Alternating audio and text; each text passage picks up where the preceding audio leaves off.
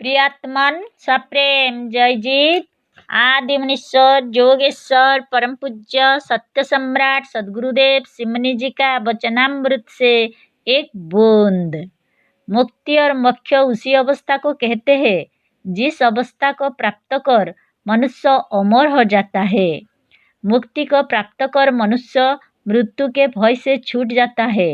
यही कारण है कि धार्मिक ग्रंथों और मजहबी किताबों में मुक्ति, मोक्ष, नजात और सल्वेशन की बड़ी धूम है।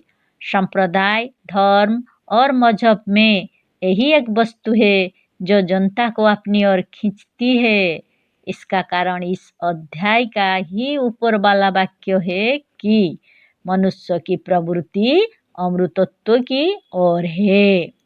मनुष्य की सबसे बड़ी मनोकामना शरीर से अमर होना ही है, पर शरीर से अमर होना ना देखकर उसे धर्माचार्यों द्वारा आत्मा की अमरता को लेकर ही संतोष करना पड़ा और उसे मजहब और धर्मों की छाया में कुछ शांति मिली।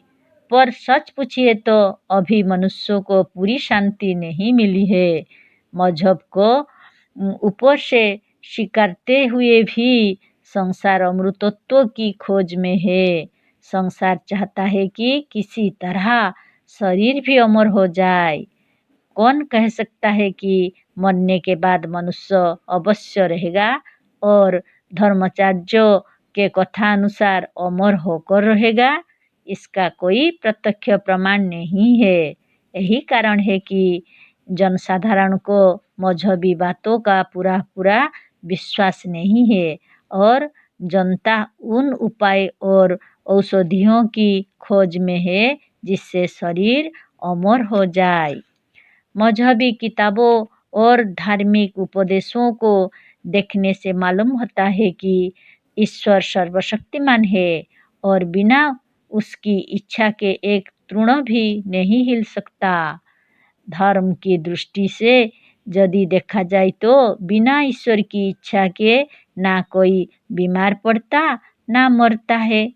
प्रत्येक धार्मिक यह जानता है कि बिना ईश्वर की इच्छा के हम नहीं मर सकते, पर औषधि के लिए दौड़ धूप करना और डॉक्टर की शरण में जाना इस बात को सिद्ध करता है कि हमारा हृदय इस सिद्धांतों को पूरा नहीं मानता।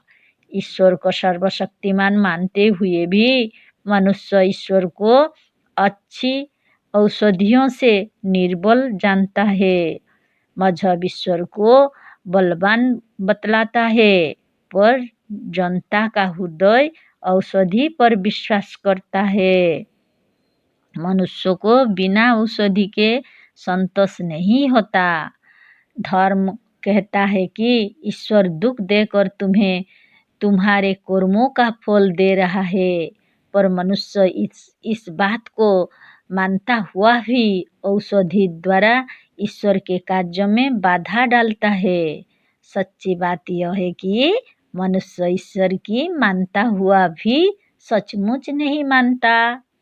जो धार्मिक मनुष्य या ईश्वर के भक्त इस बात को अच्छी तरह जानते हैं कि हम इस मृत्यु के बाद मोक्ष या अमृतत्व लाभ करेंगे, ईश्वर के नजदीक जाएंगे, व ईश्वर में मिल जाएंगे, वे भी मरना नहीं चाहते और औषधियों का प्रयोग करके जहाँ तक हो सके ऐसे ईश्वर से दूर ही रहना चाहते हैं।